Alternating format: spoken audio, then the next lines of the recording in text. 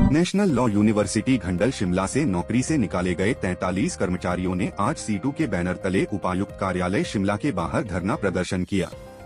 इनका आरोप है कि यूनिवर्सिटी ने बिना किसी नोटिस के कानून के विरुद्ध पक्षपातपूर्ण तरीके से नौकरी से निकाला है। नेशनल लॉ यूनिवर्सिटी है घंडल के अंदर शिमला में, उसमें जो कर्मचारी काम कर रहे थे, लगभग 43 कर्मचारियों को बिना किसी नोटिस के गैर कानूनी तरीके से नौकरी से निकाल दिया गया। आपको मालूम है हमारे देश का जो कानून है 1947 का औद्योगिक विवाद अधिनियम, उसमें ये बातें स्पष्ट हैं कि किसी भी कर्मचारी को, किसी भी मजदूर को बगैर नोटिस के नौकरी से नहीं निकाला जा सकता है। और वही कानून इस बात को आगे स्पष्ट करता है कि अगर किसी कर्मचारी को नौकरी से निकाल दिया गया और वहां फिर अगर नौकरी की जरूरत है, काम करवाने की जरूरत है, तो वही मजदूर जो है काम पर वापस लौटेगा।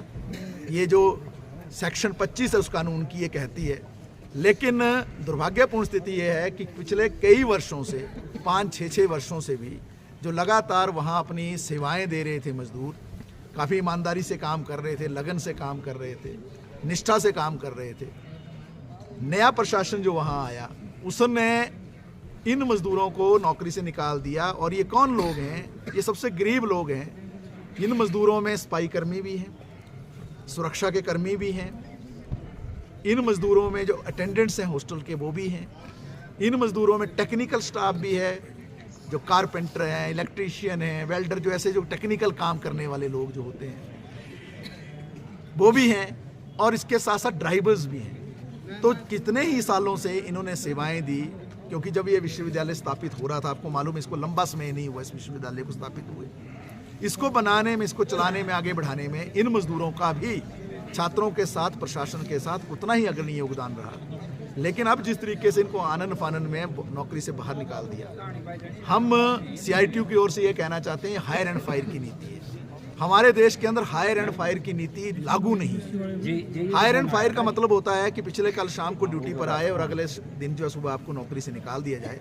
ये हमारे देश का कानून नहीं है। कोई नोटिस नहीं, कोई, हाँ, हमारे देश का कानून सिंटा जी, अब आज भी वही कानून अस्तित्व में है 1947 का, जो कहता है कि अगर किसी को नौकरी से निकालना उसका बाकायदा नोटिस होगा, उस नोटिस पर भी आगे प्रक्रिया होगी, मजदूर अपना पक्ष रखेगा। परंतु बात यह है कि ना तो यहाँ कोई काम खत्म हुआ, इसलिए छटनी का कोई सवाल नहीं था। यहाँ पर जो है नए वर्कर्स अगर इन्होंने रखने हैं जो इनसे कम एक्सपीरियंस्ड होंगे, नेचुरली ये कई सालों से काम कर रहे हैं, क्या वो विश्वविद्यालय के हक में वो काम रहेगा? नहीं रहेगा।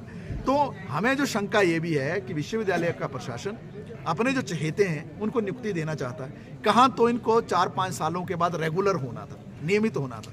क्योंकि आप हिमाचल की भी सरकार की अगर नीति देख लेंगे तो जो कॉन्ट्रैक्ट पे भी रखे जाते हैं लोग, या एक टाइम में डेली वेजर भी रखे जाते थे, डेली वेजर को या कॉन्ट्रैक्ट वाले को जो सरकार सीधे रखती थी उसको नौकरी से निकाला नहीं जाता था, उसको पक्का किया जाता था। एक टाइम शेड्यूल तय किया जाता था कि 3 साल में कॉन्ट्रैक्ट वाला पक्का होगा, या 4 में होगा, या डेली वेजर जो है 5 साल में होगा, 8 साल में होगा। तो कहाँ तो इनको पक्का होना था, ये डेली वेजर्स थे, लेकिन कहाँ इनको नौकरी से निकाल दिया गया।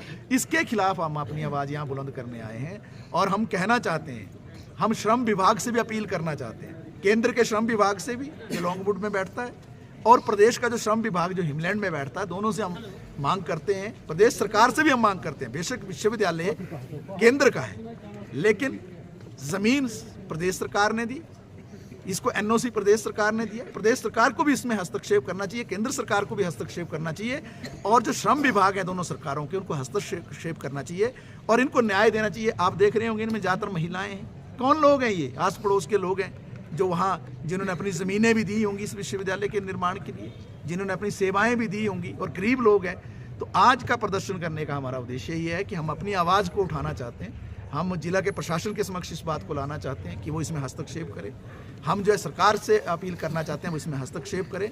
और हम जो विश्वविद्यालय के कुलपति हैं नेशनल लॉ यूनिवर्सिटी के, और जो रजिस्ट्रार हैं, उनसे फिर ये अपील करते हैं कि आप जो काम कर रहे हैं, आप गैरकानूनी काम कर रहे हैं, और ये गैरकानूनी काम टिकेगा नहीं।